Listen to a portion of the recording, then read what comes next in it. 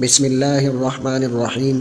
مرد کی پسلی سے عورت کو بنا کے اللہ تعالیٰ نے مرد کو اپنی اس حکمت کا اشارہ دیا کہ میں نے اس عورت کی تخلیق فرشتوں کی لائی مٹی سے نہیں کی، میں نے اسے تمہارے جسم کے حصے سے اس لیے نکالا کہ عورت کا تقدس اور پردہ قائم رہے۔ فرشتوں کو بھی خبر نہ ہونے پائی کہ زمین کی لائی ہوئی کس مٹی سے عورت کی تخلیق ہوئی، یعنی عورت کے تقدس کی حد تو دیکھیے کہ فرشتوں سے بھی اس کی بناوٹ کا پردہ لازمی قرار دیا گیا، اور پہلی عورت اس مرد کی پسلی سے نکلی جس کی وہ منکوحہ کہلائی۔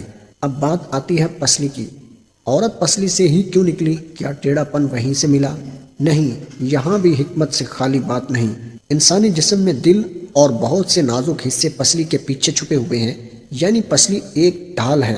اس نازک حصے کے لیے اللہ پاک نے عورت کو پسلی سے نکال کے یہ نہیں بتایا کہ عورت میں ٹیڑھا پن ہے، بلکہ اس عورت کو پسلی کی تخلیق کر کے یہ بات سمجھا دی کہ عورت وقت پڑنے پر ڈھال بھی بن سکتی ہے۔ حضور صلی اللہ علیہ وسلم صحابہ کی محفل میں جلوہ فرما تھے کہ ایک شخص حاضر ہوا اور عرض کرنے لگا، یا رسول اللہ صلی اللہ علیہ وسلم، کوئی ایسا مومن بھی ہے جو جہنم میں رہے گا؟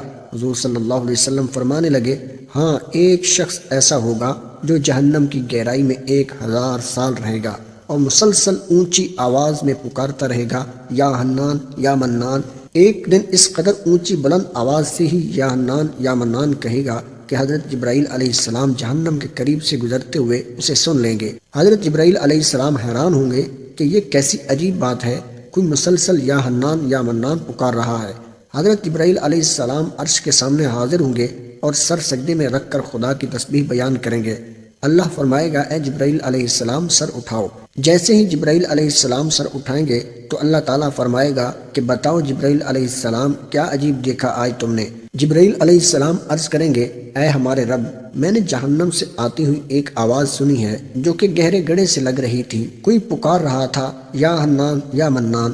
اللہ فرمائے گا، اے جبرائیل علیہ السلام، جہنم کے دروغہ مالک کے پاس جاؤ اور اسے کہو کہ جو بندہ یا حنان یا منان کی صدا لگا رہا ہے اسے جہنم سے نکال کر تمہارے حوالے کر دے، پھر اسے میرے پاس لے آؤ۔ حضرت جبرائیل علیہ السلام جہنم کے دروازے پر تشریف لے جائیں گے، دروازے پر دستک دیں گے، مالک باہر آئیں گے۔ حضرت جبرائیل علیہ السلام انہیں اللہ پاک کا حکم سنائیں گے۔ حکم سن کر مالک جہنم کے اندر جائیں گے۔ حضرت محمد صلی اللہ علیہ وسلم نے فرمایا، جیسے ماں اپنے بچے کو پہچانتی ہے، مالک ایسے جہنم کو پہچانتے ہیں۔ اس کے باوجود آپ یا حنان یا منان کہنے والے شخص کو تلاش نہیں کر پائیں گے۔ باہر تشریف لائیں گے، حضرت جبرائیل علیہ السلام سے عرض کریں گے، اے جبرائیل، جہنم نے گہرا سانس لیا ہے، اس لیے کون سی چیز پتھر ہے، کون سی چیز لوہا ہے اور کون انسان ہے، اس کی پہچان نہیں ہو رہی۔ حضرت جبرائیل علیہ السلام پھر اللہ کی بارگاہ میں سجدہ کریں گے۔ اللہ پاک ارشاد فرمائے گا، اے جبرائیل علیہ السلام سر اٹھاؤ، تم یا حنان یا منان کہنے والے کو کیوں نہیں لائے؟ جبرائیل علیہ السلام عرض کریں گے، مولا، دروغہ جہنم مالک نے بھی معذرت کر لی ہے، کہتے ہیں جہنم نے گہری سانس لی ہے، اس وجہ سے پتھر، لوہے اور انسان کے درمیان کوئی فرق نہیں بچا ہے، تو یہ سب جل کر کوئلہ بن چکے ہیں، کسی چیز کی پہچان نہیں ہو پا رہی۔ اللہ فرمائے گا، جبرائیل، مالک سے کہو میرا بندہ جہنم کے فلاں گڑھے میں فلاں کونے میں اس حالت میں پڑا ہوا ہے۔ حضرت جبرائیل علیہ السلام جہنم کے دروازے پر جائیں گے اور حضرت مالک کو یا حنان یا منان پکارنے والے کا پتہ بتائیں گے۔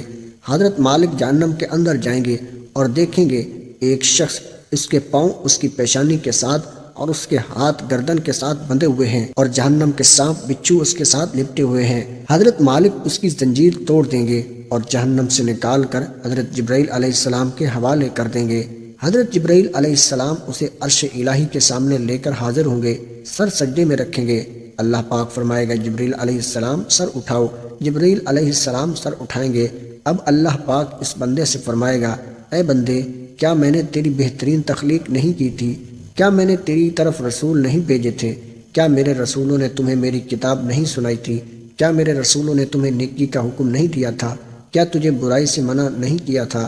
وہ بندہ ساری باتوں کو مانے گا، اقرار کرے گا، یا اللہ، تو نے میری بہت اعلیٰ تخلیق فرمائی، تیرے رسول بھی تشریف لائے اور انہوں نے تیرے احکام بھی سنائے۔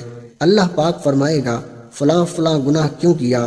وہ عرض کرے گا، یا اللہ، میں نے اپنی جان پر ظلم کیا جس کی سزا میں مجھے جہنم میں ڈال دیا گیا۔ اے اللہ، اس کے باوجود میری امید نہیں ٹوٹی، مجھے تیری رحمت سے امید تھی، میں یا حنان یا منان پکارتا رہا، مولا تو نے مجھے اپنے فضل سے جہنم سے نکالا ہے، یا اللہ مجھ پر رحم فرما۔ اللہ پاک فرمائے گا اے فرشتوں جاؤ، میں نے اس پر رحم کیا اور اسے معاف کر دیا۔ ناظرین آئیے اپنا اپنا محاسبہ کرتے ہیں، کیا ہم میں کوئی ایسا ہے جو کہہ سکے کہ میں اپنے ایمان کا حساب کر سکتا ہوں؟ اپنی اپنی گریبانوں میں نظر ڈالیں، کوئی ایسی خوبی جس پر ہمیں یقین ہو کہ ہمیں دوزخ میں نہیں ڈالا جائے گا۔ ہزاروں سال کی عبادتیں بھی رد ہوتی دیکھی گئیں، تو بس اللہ سے دعا کرتے ہیں کہ اے اللہ ہم جانتے ہیں کہ اگر ہمارے ایمان کا سخت حساب لیا گیا تو یقیناً ہم نہیں بچ پائیں گے، ہم بے حد گناہ گار ہیں، لیکن اے اللہ پاک ہم تیری رحمت کا سوال کرتے ہیں، ہم سے حساب اپنی عدل و انصاف پر نہ لینا بلکہ ہم پر اپنی رحمت اور عطا کا سایہ رکھنا۔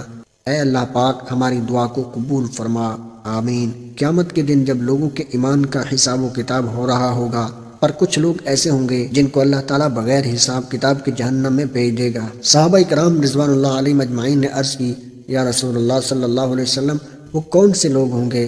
نبی کریم صلی اللہ علیہ وسلم نے فرمایا ظالم حکمران، وہ تاجر جو جھوٹ بولتا ہو، وہ بوڑھا شخص جو زنا کرتا ہو۔ نبی کریم صلی اللہ علیہ وسلم نے فرمایا جس شخص میں یہ تین عادات پائی جائیں وہ جاہل ہے جو سننے سے پہلے ہی جواب دینا شروع کر دیتا ہے، بات کو سمجھنے سے پہلے ہی جھگڑا شروع کر دیتا ہے، علم نہ رکھنے کے باوجود فیصلے شروع کر دیتا ہے۔ اللہ پاک ہم سب کو نیک عمل کرنے کی توفیق عطا فرمائے، آمین۔